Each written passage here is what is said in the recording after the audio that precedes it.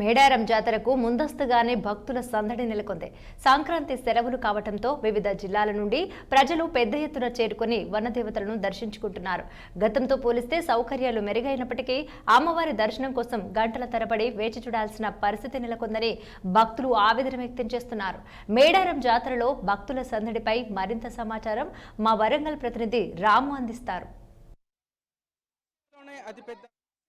అతిపెద్ద మేడారం గిరిజన జాతరకు సంబంధించి మరో 14 రోజులు మిగిలిండగానే సంక్రాంతి సెలవుల నేపథ్యంలో భక్తులు పెద్ద ఎత్తున చేరుకొని అమ్మవారిని దర్శనం చేసుకుంటున్నారు.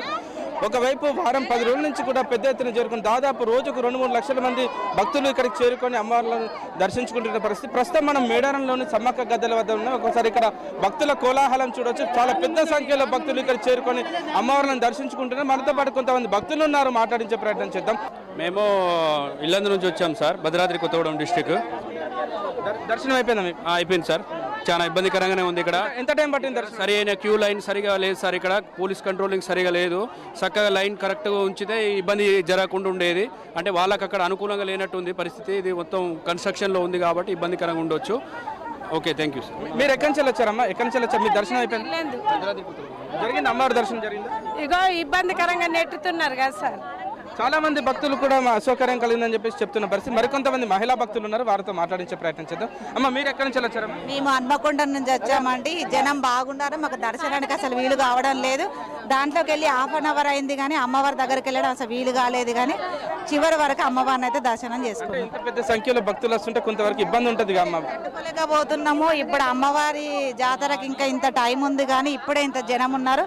అప్పటి వరకు ఇంకా ఎలా ఉంటారో ఘోరం. అలా వెళ్ళాలంటేనే చాలా కష్టంగా ఉంది. అంటే మీరు ఇప్పుడే ఈ రకంగా చెప్తే దాదాపు 3 రోజుల పాటు దగ్గర 2-3 కోట్ల మంది జనాలు వస్తారండి. అప్పుడు పరిస్థితి ఏ విధంగా ఉంటుంది? ఎంతమంది జనాలు వచ్చినా కూడా మాకు సెక్యూరిటీ కల్పించడానికి మేము పోలీసులు రెడీగా ఉన్నామని చెప్పి వాళ్ళ పోలీస్ ఫోర్స్ కూడా సిద్ధమవుతుంది. ఒకవైపు మంత్రి సీతక్క కూడా ఇక్కడ ఎప్పటికప్పుడు ఇక్కడ అందరినీ పర్యవేక్షిస్తూ చేస్తున్నారు. అంటే ఈ ఇబ్బందులు కామన్ గా ఉంటాయి. ఓవరాల్ గా మీకు అమ్మవారి దర్శనం ఏ విధంగా జరిగింది? జాతర అంటేనే ఎప్పుడు వచ్చినా కానీ మామూలు రోజులలో వచ్చినా కానీ ఇలాగే ఉంటుంది. ఇప్పుడైతే ఇదే ఫస్ట్ టైం నేను ఇంత కొన్ని ముందు రోజులు వచ్చినా కానీ ఇంత జనం ఉన్నారు. అదే జాతర అయితే ఇంకా ఎలా ఉంటుందో చెప్పలేమండి, మరి దారుణంగానే ఉంది. మీరు ఎక్కడి నుంచి వచ్చారమ్మా? Ramanthapur tea studio. ఎలా జరిగింది అమ్మవారి దర్శనం? ఇప్పుడైతే బాగా జరిగింది. ఇంకొక దర్శనం కావాలండి, కానీ ఇంత రేష్ అంటే కష్టం కదా.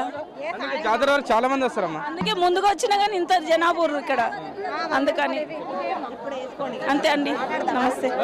దాదాపు మహా జాతరకు సంబంధించి ఇంకా 14 రోజులు ఉన్నప్పటికీ కూడా భక్తులు ఇప్పంచే పెద్ద ఎత్తున చేరుకొని అమ్మవార్లకు దర్శనం చేసుకుంటున్నారు.